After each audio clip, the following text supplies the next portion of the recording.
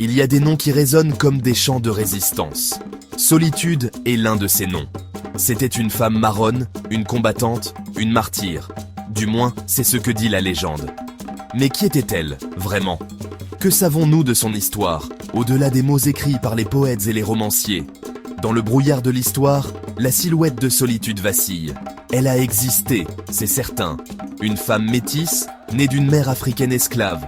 Et, c'est ce qu'on chuchote, un colon européen. Son nom apparaît dans les archives coloniales de la Guadeloupe, lié à la résistance de 1802 contre le rétablissement de l'esclavage, ordonné par Napoléon Bonaparte. Cette année-là, Louis Delgrès et ses compagnons se sont opposés à l'armée française. Delgrès, lui-même d'héritage métis, était un officier combattant pour la liberté. Lorsque les soldats de Richepense ont débarqué pour écraser le soulèvement, Delgrès et ses partisans se sont retirés dans le fort de Matouba. Le 28 mai 1802, ils ont choisi la mort plutôt que la reddition. Delgrès a mis le feu à la poudre. Un sacrifice, un cri face à l'histoire. On dit que Solitude était à ses côtés. Mais encore une fois, le brouillard s'installe. Qu'est-ce qui est un fait? Qu'est-ce qui est de la fiction?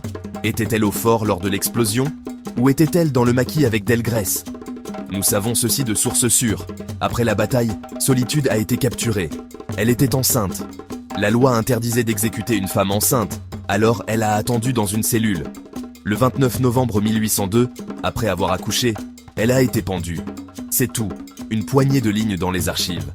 Le reste n'est que silence, ombre et l'imagination de ceux qui sont venus après. En 1972, André Schwarzbart a publié La mulâtresse Solitude. Il lui a donné une voix, une enfance, des émotions, un destin façonné par la douleur et la résistance. Mais ce portrait est une fiction, un hommage poétique, pas une biographie, mais un roman. Il a mélangé vérité et invention, construisant une héroïne pour toutes les femmes dont les noms ont été perdus. Parce que Solitude est plus qu'une simple histoire. Elle représente d'innombrables autres. Des femmes qui courent, se cachent, guérissent, combattent. Des femmes dont les voix ont été effacées, mais dont le courage résonne dans chaque acte de résistance. Solitude est leur emblème. Aujourd'hui, son nom figure sur des statues, des livres, des écoles. Mais derrière le mythe, rappelez-vous la vérité. Solitude a bien existé. Ce que nous savons est fragile. Ce que nous ressentons pour elle est immense.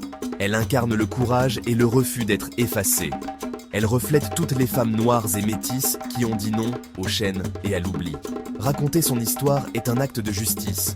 Honorer l'histoire, mais aussi accepter ses silences. Le nom de Solitude est un hommage non seulement à une femme, mais aux milliers qui ont choisi la liberté plutôt que la peur.